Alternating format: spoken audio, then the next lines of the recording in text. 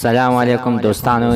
د نیلم ګل نه وروسته خو نادیه ګل هم د خپلې خور اواز اوچتېدو دپاره اوچته شوله.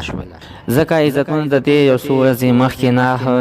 نادیه ګل چې دا نو د نیلم ګل خلاف اواز یې اوچت کړی و او دا یې ویلي و چې یعنې ته خپل کور نشې سمبالولی، ځکه به تا ته طلاق درکوي. چېرې تا کو خپل کور سمبالولی شول نو تا له به هېڅکله خپل خاوند یعنې طلاق نه و درکړی. په هغې کې نه نیلم ګل د نادیه ګل نه ډېره زیاته سخته خفه شوې وه. ته دا یو ورکوټ او درخواست وکړم تاسو چېرې زموږ په دې چینل کې نوي وئ حتما دسه زموږ همدا چینل دسه سبسکرایب کړئ که ورسره د ټلۍ نشان ووهه چې ښایي یوه نوې معلوماتي ویډیو تاسو ته په اسانۍ باندې در ورسېږي. عزتمنو، نادیه ګل چې د نیلم ګل په حق باندې اوچته شوله او بیا یې د خپل خاوند او د مراد په اړه باندې ټول خبرې وکړلې چې دوی موږ خو یعنې سمې دمې جینکۍ وو او د کور ساتونکي په دوی نه یعنې ډمې سات ځکه چې زما د ډرامو پرېښودلو ته شوق کېدلو، ځکه چې جینۍ چې واده وکړي نو غواړي چې یعنې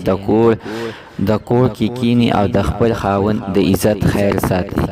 او دا مې غوښتل چې ګانیم نه وایم مکمل چې د دې ډمتوب ته یعنې توبه وباسم، خو موږ مې خپل خاوند دومره مجبوره یعنې خپلو خاوندانو دومره مجبوره کړي وو چې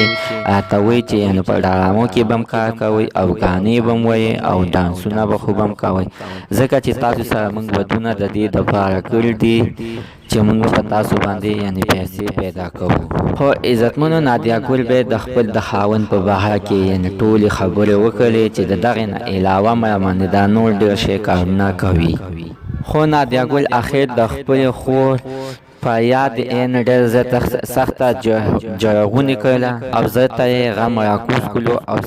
بیا یې نادیه ګل چې دا نو اوس نیلم ګل سره ولاړه ده او ویلي دي چې موږ په سمې دمې جینکۍ یو، موږ مراد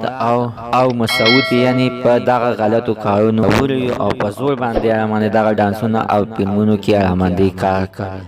او د دغې نه علاوه راماندې نور هم ډېر غلط کارونه کړي دي، خو موږ تر اوسه پورې څه نه دي ویلي. موږ چپ پر خولې ناست یو، خو آخر موږ مجبوره شولو نو موږ اوس دغه د خپل د خور او د ځان په حق باندې یعنې ټول بیان وایو. عزتمنو، د نادیه ګل او د نیلم ګل د خاوند په باره کې ستاسو څه خیر دی چې دوی دومره ښه کارونه کوي چې اوس دوی پسې ښځې لګېږي. زموږ نننۍ معلومات ته د دې پورې د نوي معلومات دپاره زموږ همدا چینل ته سبسکرایب کړئ، خوا کې ورسره د ټلۍ نشان ووهئ، ښایي یوه نوې معلوماتي ویډیو تاسو ته په اسانۍ باندې در ورسوي.